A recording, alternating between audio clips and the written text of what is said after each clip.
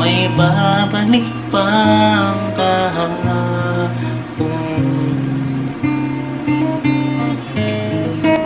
So hello mga kakuya din hello mga kapangit din na nanonood, no? So hindi muna ako magkasabi ng anong pangit meron sa akin ngayon, kasi itong content na to, itong episode na to ay dedicated para sa aking mga former class advisor, grade 12 Aquila STEM. So ba't ako naggagawa ng content ngayon na nakadedicate sa kanila? Ayan, sila kasi ng batch na naabutan dahil sa COVID ay medyo wala ng physical graduation, ano? Yung pinapangarap nilang makakapag-marcha sila, nakatoga, tatanggap ng diploma, magkakaroon ng graduation na medyo napigil yun dahil sa hindi inaasahang pangyari, yung magkakaroon natin ng lockdown. Of course, walang may gusto nun. Para naman sa mga estudyante ko, na alam ko, gustong-gusto nyo ma-experience yun eh. Siyempre, senior high school, papunta kayo ng college, diba? Another 4 years na naman ang haantayin ninyo para ma-experience nyo na naman yung ganun. Eh dahil nga sa nangyari, karoon tayo ng pandemic, napigil lahat ng mga event na may kinalaman sa atin. So, wala may gusto nun. Alam nyo, kaya nga, sabi ko nga sa inyo, kayo yung kauna-unahang batch na hinawakan ko, na graduating batch. So, mostly kasi grade 11 yung mga hawak ko. And then, humawak ako ng college, pero wala akong advisory.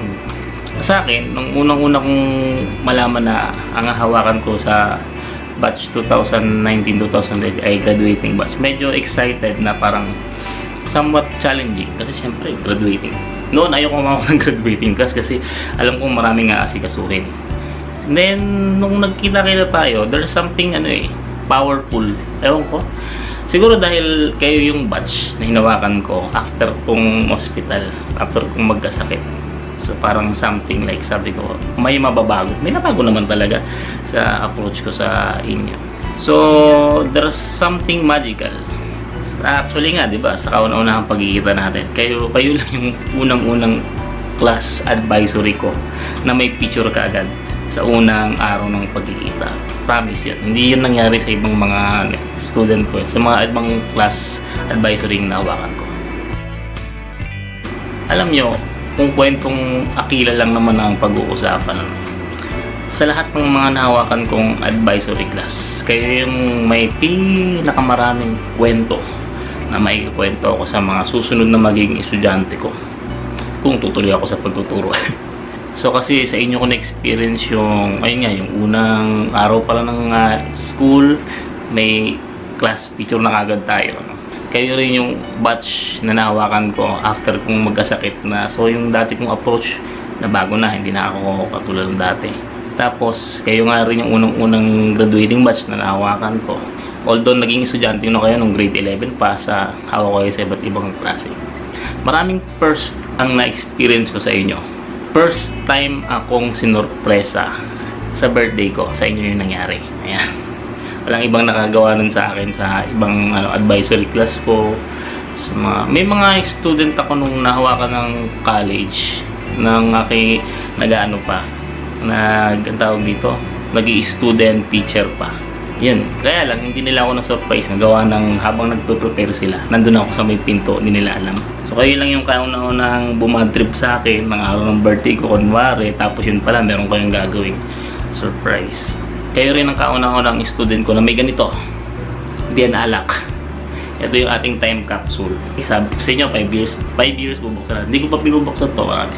Tandang-tanda akong date na ginawa natin ito, February 26, 2020. So, pagdating ng February 26, 2025, saka natin bubuksan to kung mag-organize kayo ng reunion. Kayo rin yung kauna-unahang section na gumawa ng, sumama sa contest, gumawa ng parang jingle rap na isinama yung pangalan ko. Kayo yung kauna-unahang nagbandera ng salitang anak ako ni Dencho. Ay, sana mahanap ko pa yung video file na yun. Well, anyway, kaya maraming first time sa inyo nung ginawa ko. So maraming memories akong ma-cherish. Sabi ko nga may surprise sana ako sa inyo before mag-graduation. Dahil hindi ko na magagawa yun. Yung ilan-ilan na lang na surprise, isisingit ko dito sa clip na to. Sana mapilit ko sila. Hi Aquila! Especially sa aking Chronicles babies, Miss na miss ko na kayo. Sobra. Gusto ko lang sabihin na good luck sa nalalapit na exams nyo. Alam ko na kayang-kaya nyo yan. Dahil exam lang yan, chronicles kayo. Okay? And congratulations sa nalalapit nyong graduation. Alam ko na lahat kayo ay papasa. Kayang-kaya nyo yan. Ang nararamdaman ko ay masaya and then malungkot. Masaya kasi kakaharapin nyo na yung panibagong journey ng buhay nyo, magka-college na kayo, panibagong pagsubok na naman. At the same time, malungkot din kasi sa pagbalik ko sa nalalapit na school year, is hindi ko na kayo makikita. Diba? Nakakalungkot. Mamimiss ko yung chikahan natin, after class, yung mga kwentuhan natin, yung mga kulitan natin, yung mga harutan natin, yung mga asaran natin. Mamimiss ko yun.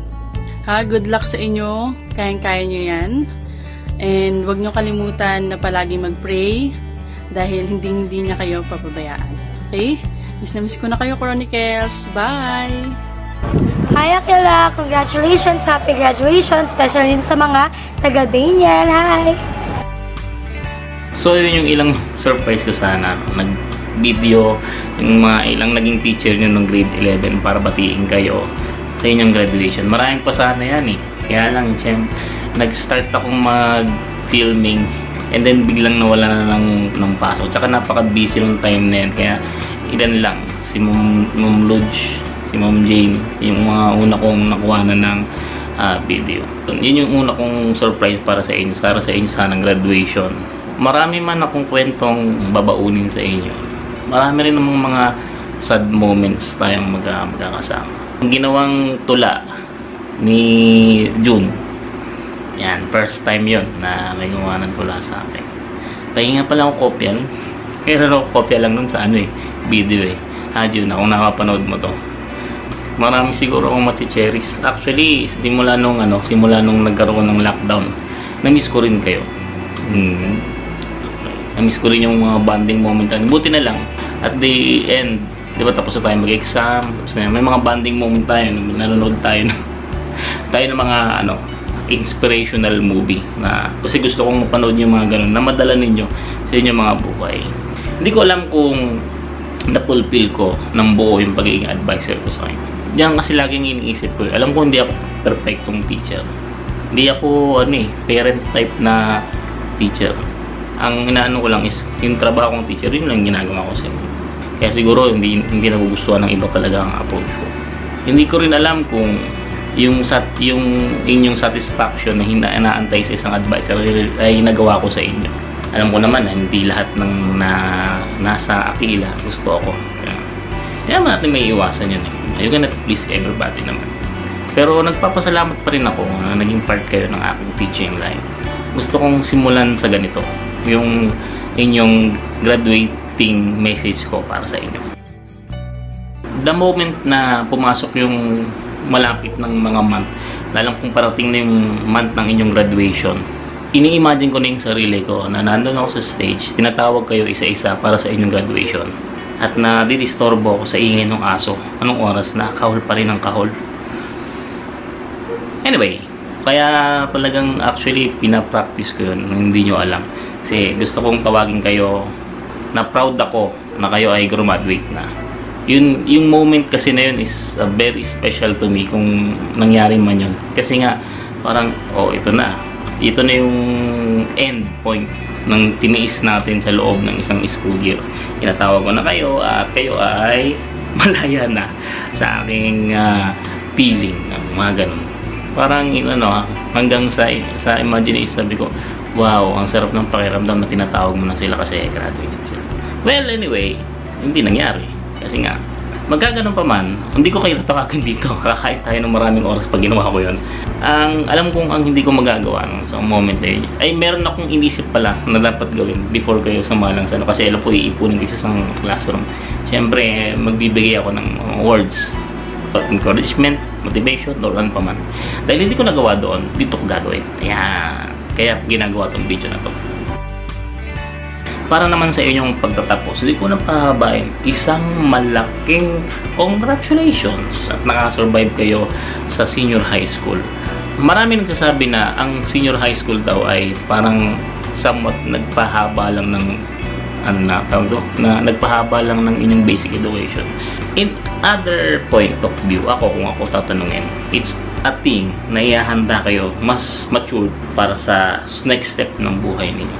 Ngayon, graduate na kayo, congratulations. Lahat ng mga naging experience ninyo, kung paano kayo nakasurvive dito sa buhay na ito ng senior high, baunin ninyo. Okay, lahat ng mga natutunan nyong positive, ilagay nyo sa inyong pamumuhay. Lahat ng natutunan ninyong negative, itapon ninyo. Gawin yung aral siya, na wag nyo siyang gagawin. At ano man yung mga bagay na pinagdaanan ninyo ito, take it as a memory. Huwag kayong mabuhay dun sa nakaraan na yun. Mahirap yan. Take it as a memory and a learning at the same time. Dumire-diretso na kayo. So, dapat na yung diretso. Ang graduation ay isang stepping stone lang. At isang bagay yung magpapaalala lang sa inyo na meron pang next level. Hindi naman matatapos ang buhay. Kahit makapagtapos kayo ng doctorate, ng doctor's degree, hindi pa yung tapos doon. Masaya nga lang kasi ibig sabihin na natapos mo yung another level. Congratulations pa rin. Congratulations sa inyo, mga nakakuha ng top. Congratulations sa inyo ng mga walang top pero nakagraduate. Congratulations sa inyo ng nakakuha ng mga mababang grade pero nakagraduate. At least nakagraduate pare-pareho, diba? It's not a matter of grade. It's a matter of kung na-finish ninyo o kung natapos ninyo ang inyong takbo. Kaya mabilis, kaya mabagal, okay lang yan. Basta pare-parehong graduate. Ang message ko sa inyo, yun na yun. At the same time, dalhin nyo ngayon sa inyong graduation. No? Siguro naman na naging proud na ang mga magulang niyo sa inyo. And another step for making them proud. Okay ha? Tapos, mga iho, mga iha ha? Wala mo na mag-aasawa ha? Dito nyo advice lang ninyo ha? Okay? So, congratulations. Hindi man tayo nagkaroon ng tinatawag na physical graduation. Ganun talaga. Wala namang may gusto sa mga nangyari. Pero, at least, nag-graduate pa kayo ng senior high. Isang bagay lang din. Okay lang nakalimutan nyo ako. Pero, huwag nyo kalilimutan yung mga, kung may mga natutunan kayo sa akin na pwede nyo gamitin sa inyong buhay, huwag nyo kalilimutan yun. You can forget me as your advisor, as your teacher. But never forget the learnings na naibahagi ko sa inyo. Maaaring hindi yung galing sa akin, pero kasi natutunan ko lang, gusto kong ipasa sa inyo. Tandaan nyo yan ha. So yun.